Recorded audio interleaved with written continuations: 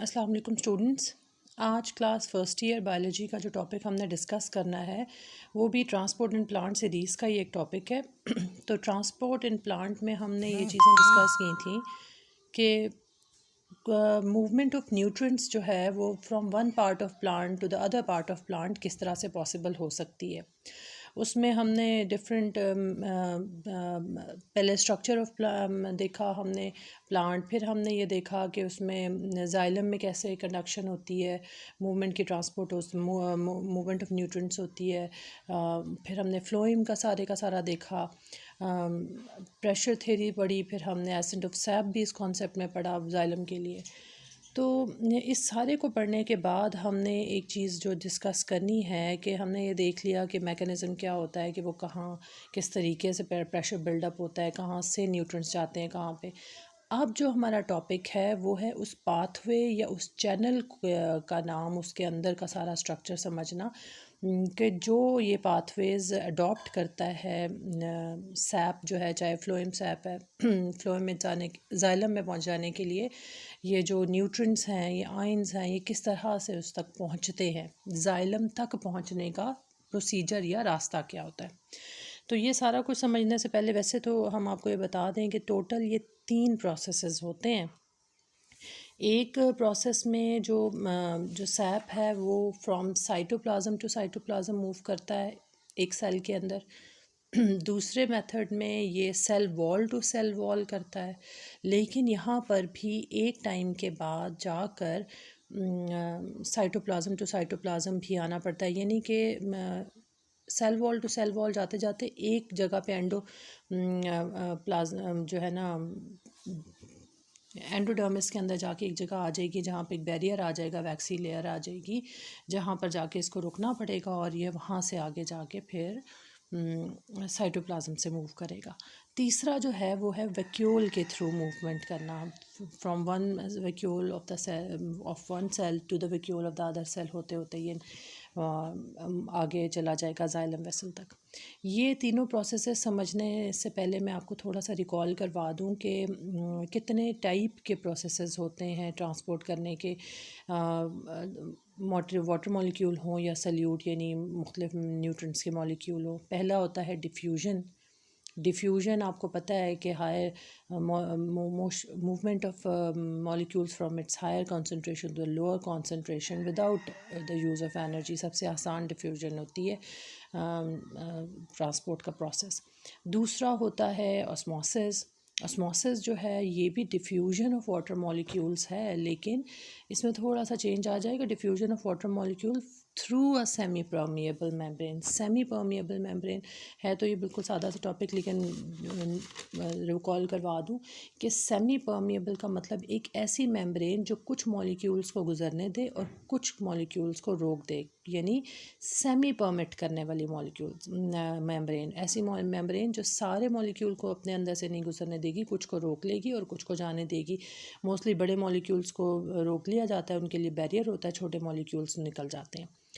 तीसरा है जी facilitated diffusion. Facilitated diffusion का मतलब है ऐसे डिफ्यूजन जिनको फैसिलिटेट या हेल्प आउट किया जाए। यहाँ पे मॉलिक्यूल्स अगर बड़े हों या किसी ऐसे ग्रेडियंट से गुजरना हो उन्होंने, जहाँ से उनका गुजरना मुश्किल हो रहा हो, तो वहाँ पे कुछ protein, special type of helping protein, helper protein, transporter protein, carrier protein, कोई भी नाम इसका यूज़ कर सकते हैं, वो प्रोटीन्स जो हैं एक चैनल के थ्रू इनको पकड़ती हैं और उस चैनल से गुजार के आगे भेज देती हैं। तो इन में भी एनर्जी या तो बहुत ही कम यूज़ हो रही होती है या इस्तेमाल नहीं होती है। तो चौथा जो टाइप है वो एक्टिव ट्रांसपोर्ट है। एक्टिव ट्रांसपोर्ट जो है वो इन सब से मुख्तलिफ है।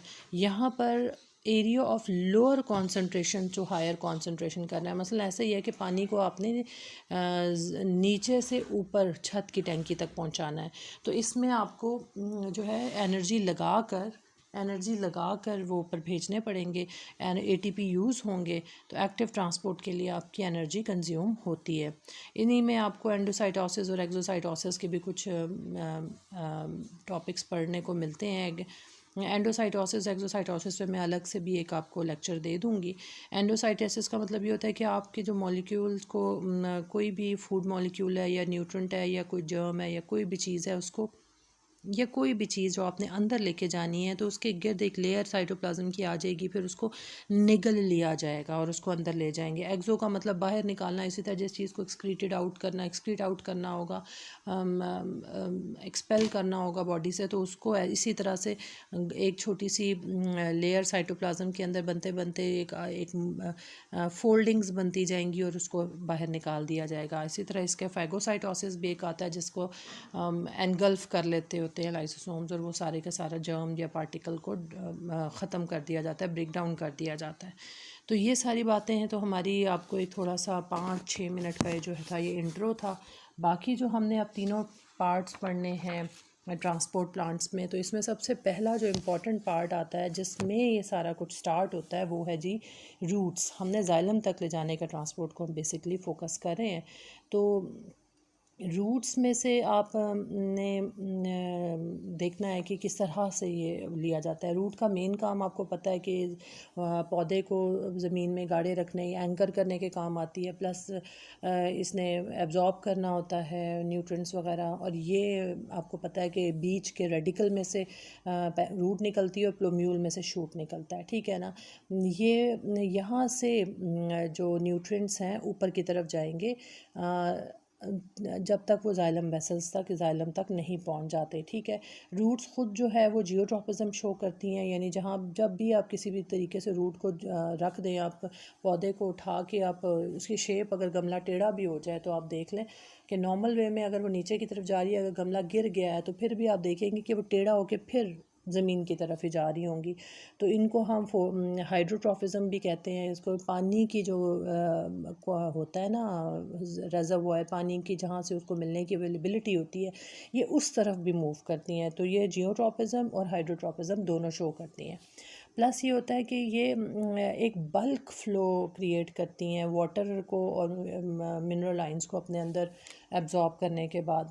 और सिर्फ रूट नहीं, रूट हेयर का भी बड़ा इंपॉर्टेंट काम होता है। रूट हेयर जो है वो ऑलमोस्ट 67% इसका सरफेस एरिया बढ़ा देते हैं।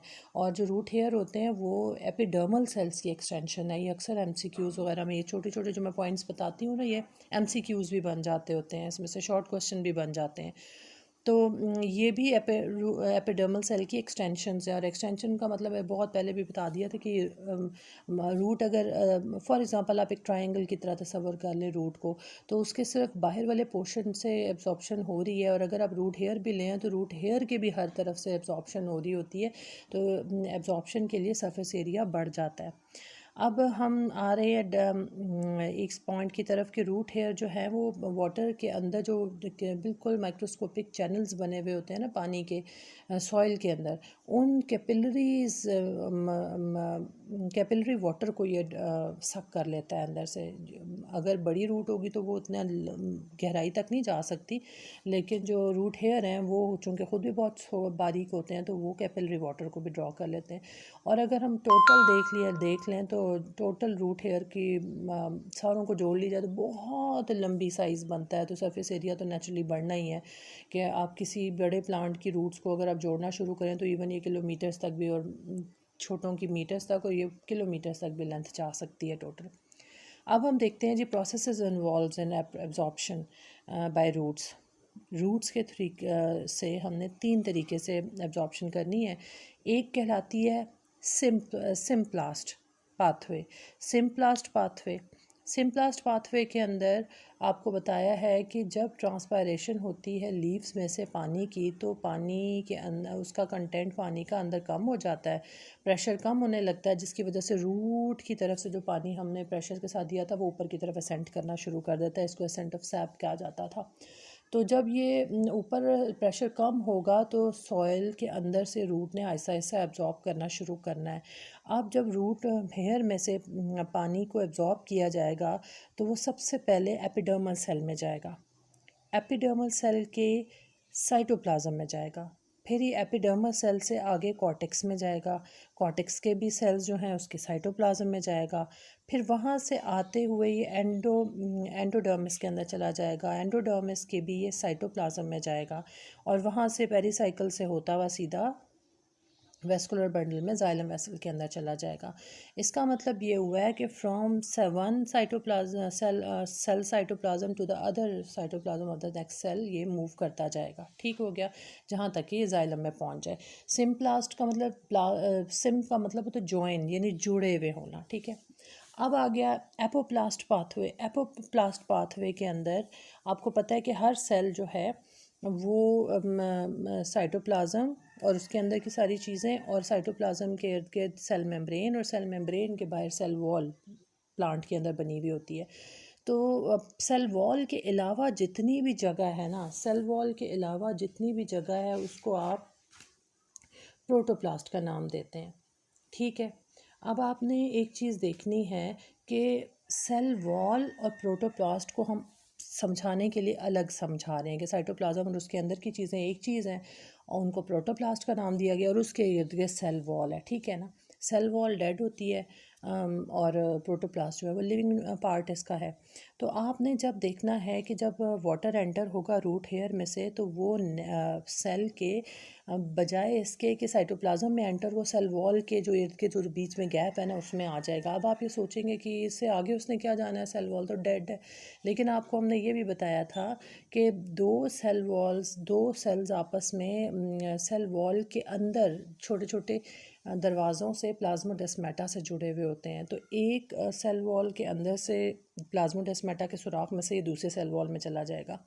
इसी तरह होते होते होते ये पहुँचेगा बिल्कुल एंड तक पहुँचते हुए जब ये एंडोडर्मिस तक पहुँचेगा तो एंडोडर्मिस में आपको ये एक प्लेट सी नज़र आ रही है, ये कैस्पेरियन स्ट्राइप कहलाती है। ये वैक्सी है, लिपिड लेयर है, सोबेरिन से बनी हुई है। सोबेरिन एक ऐसा वैक्सी मटेरियल है जो कि पानी की इन आउट को, पानी की डिफ्यूजन को रोक लेता है। तो जब यहाँ से ये सेल वॉल तक पहुँचेगा ना एंडोडर्मिस के, तो वहाँ पे ये रुक जाएगा और वहाँ से ये दूसरा पाथवे यानी ये सिम्प्लास्ट पाथवे को अडॉप्ट करेगा और वहाँ से ये साइटोप्लाज्म टू साइटोप्लाज्म आगे मूव करेगा। ठीक हो गया। नेक्स्ट जो हमारा है वो है वैक्यूलर पाथवे जो होता है उसके अंदर जो आपका सेल के अंदर मूवमेंट है वो डायरेक्टली पहले सेल के वैक्यूल में रूट हेयर से जाएगी, फिर उधर से नेक्स्ट वैक्यूल में और उससे नेक्स्ट वैक्यूल में, इस तरह होते होते ये वैक्यूल टू वैक्यूल मूवमेंट होगी। तो इसका मतलब ये हो गया कि जितना भी ये तीनों पाथवेज़ हैं उसमें मेन हमने जाइलम तक लेके जाना है। पहले में साइटोप्लाज्म टू साइटोप्लाज्म वो अनइंटरप्टेड जाएगा। एपोप्लास्ट के अंदर आपने एंडोडर्मिस तक जाते जाते जहाँ तक आपके कैस्पेरियन स्ट्राइप आएगी, सोबेरिन से बनी हुई, वैक्सी लेयर से बनी हुई, वहाँ तक ये तो सेल वॉल से गुजरेगा। लेकिन उससे आगे जो पाथवे है वो फिर साइटोप्लाज्म वाला सिम्प्लास्ट पाथवे जाएगा। और वैक्यूलर भी इसी तरह अनइंटरप्टेड एक ही तरीके वैक्यूल टू वैक्यूल जाते जाते ये सीधा जाइलम वेसल्स में एंटर हो जाएगा।